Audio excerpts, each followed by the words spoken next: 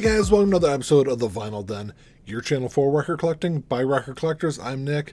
Today we're talking about Discogs and whether or not really a Discogs is something that's really essential to the record and CD collector.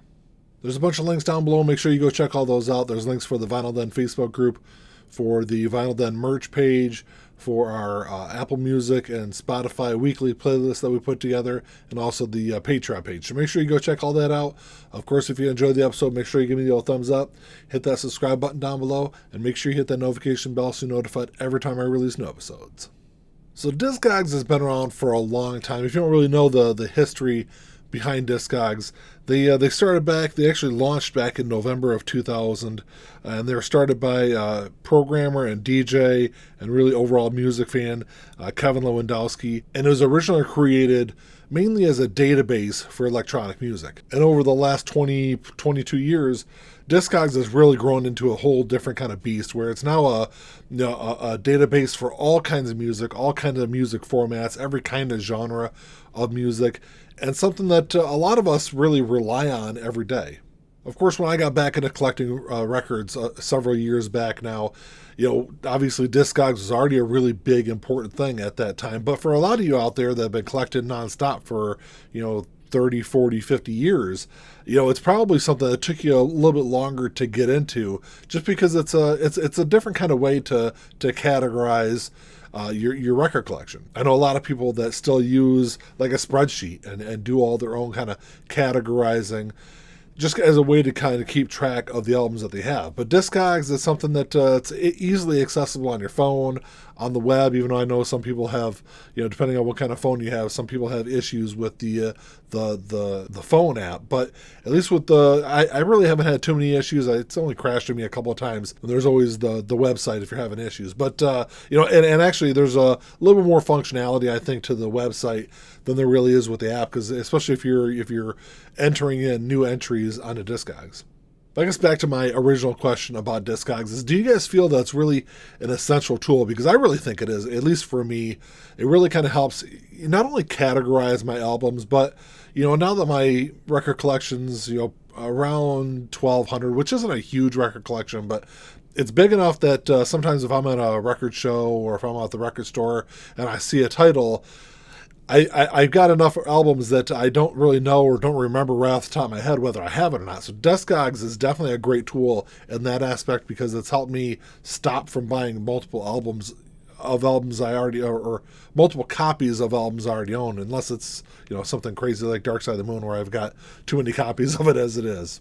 I'm not someone that often looks to sell my records. Actually, I've never sold any of them. I don't really plan on doing that. That'd be something my kids do once I'm long gone. But as far as like Discogs, it's a great tool to kind of give you kind of an estimated value of what your albums are worth. I will say there's a kind of a flip side to that, and I do know some brick and mortar stores that price all of their used records, or at least their big used records, off of whatever it's selling for on Discogs, which isn't, I think, always a good price for that album, but at least that's how they go about doing it. And I guess it's successful for them, but it's definitely stopped me from buying albums in those stores before, when I can look on Discogs and I'm like, look, it's about the same price, and the one on Discogs looks like it's maybe in a little bit better condition. I don't know. Sometimes it really depends on what the album is and what the price is of that album.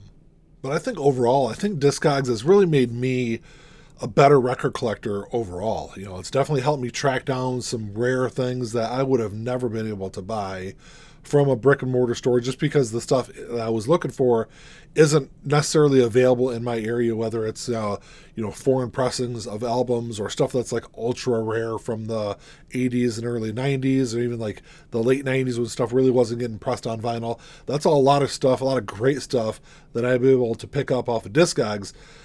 Where, like I said before, if it wasn't for Discogs, I might be able to find some stuff on eBay, but stuff on eBay tends to be a little more questionable. At least the stuff I picked up, and it's stuff that I'd never gonna find in any kind of record stores in my area. Another really cool function of Discogs is and it's probably one that I don't really utilize as much as maybe some other people do, but if you travel a lot and you don't really know where to find good record stores in the area you're at, there's a button on Discogs on the app. It's called Vinyl Hub. You can click on that and kind of zoom into your location. and it'll show you all the different stores around you. You can click on them, find reviews online. It's just a really great tool to be able to find some new stores to kind of venture to.